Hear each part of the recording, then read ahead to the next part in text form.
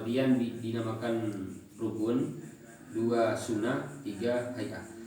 Adapun sunnah sama hay'ah ini mengecualikan dalam artian terkecuali dari fardu, dari rukun. Bahwasanya menjelaskan 3 perkara tersebut di dalam ucapannya, fal fardu la yanubu anhu sujud sahwi. Fardu itu tidak bisa digantikan dengan sujud sahwi.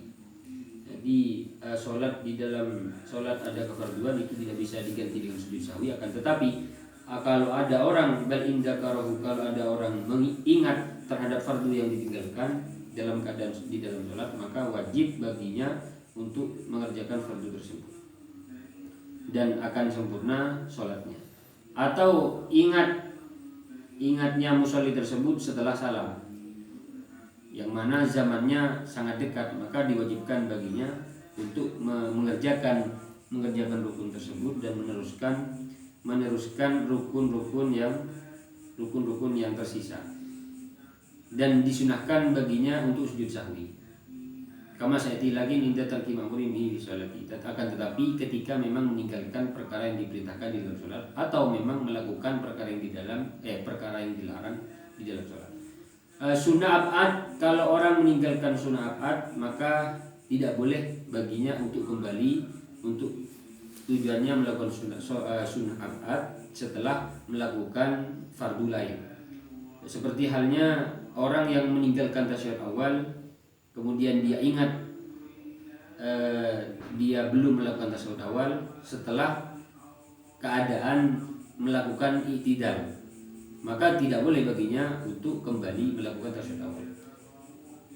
Kemudian ketika dia kembali melakukan tasyahud awal dalam keadaan disengaja dan tahu hukum keharaman kembali terhadap tasyahud awal, maka batal sholatnya. Atau memang keadaan kembalinya tersebut ke tasyahud awal dalam keadaan lupa, bahwasanya dia itu lupa ada di dalam sholat, atau memang dia tidak tahu, maka sholatnya gimana? Tidak batal. Dan wajib baginya berdiri ketika ingat inda tadzakkuri wa yalzamuhu al-qiyamu inda tadzakkuri. Dan ketika memang orang tersebut menjadi makmum, maka wajib baginya kembali untuk mengikuti imam. Tetapi musolli, orang yang sholat disunahkan sujud karena lupa, fi syurati adamil audi awil audi nasiyan, di dalam bentuk tidak adanya kembali atau memang kembali tapi karena lupa. Bang Musonib menghendaki sunnah tersebut, yaitu sunnah ab'ad yang ada 6, yaitu tasyahud awal, duduk tasyahud awal, kunut di dalam subuh, dan juga kunut di dalam akhir sholat witir di dalam separuhnya bulan Ramadan. Kemudian di sunnah ab'adnya berdirinya melakukan kunut, dan juga membaca sholawat terhadap Nabi Muhammad SAW di dalam tasyahud awal, dan juga membaca sholawat terhadap keluarganya Kanjeng Nabi di dalam tasyahud akhir. Kemudian sunnah hayat seperti halnya contoh membaca tasbih dan hal-hal yang lainnya, yang tidak bisa diganti dengan sujud, itu tidak boleh bagi orang yang sholat kembali untuk melakukan hayat setelah meninggalkan hayat, dan juga tidak boleh sujud sahwi untuk hayat, meskipun toh di sana orang yang sholat tersebut meninggalkan secara disengaja maupun lupa.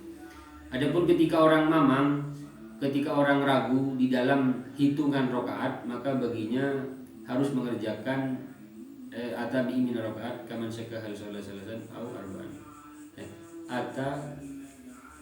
Ketika ada orang ragu di dalam hitungan rakaat, yang mana dia sholat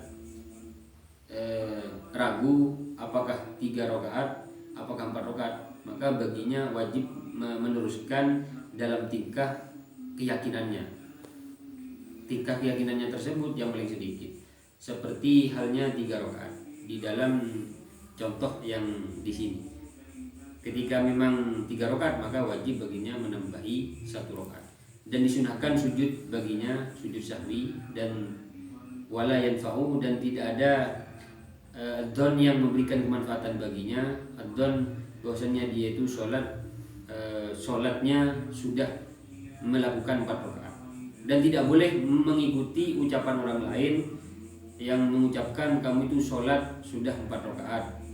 Walau balagha dzalikal ghaib ada tawatir, meskipun toh orang yang berbicara tersebut yang mengasih tahu terhadap orang yang sholat itu termasuk memenuhi syarat mutawatir, bisa dipercaya. Sujud sahwi itu hukumnya sunnah seperti keterangan yang sudah terlewatkan. Tempat sujud sahwi itu di mana, yaitu sebelum salam.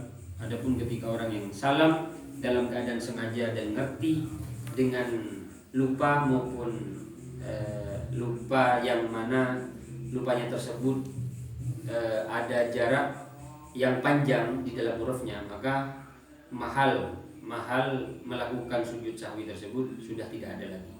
Adapun ketika fasalnya pemisah antara sujud sahwi, adapun ketika memang fasalnya tidak lama, tidak lama, pendek secara hurufnya, maka sujud sahwinya tersebut tidak tertinggalkan. Falahu as-sujud utalbu, bisa diperbolehkan baginya untuk melakukan sujud sahwi maupun meninggalkan sujud sahwi. Faslun bil lafadz.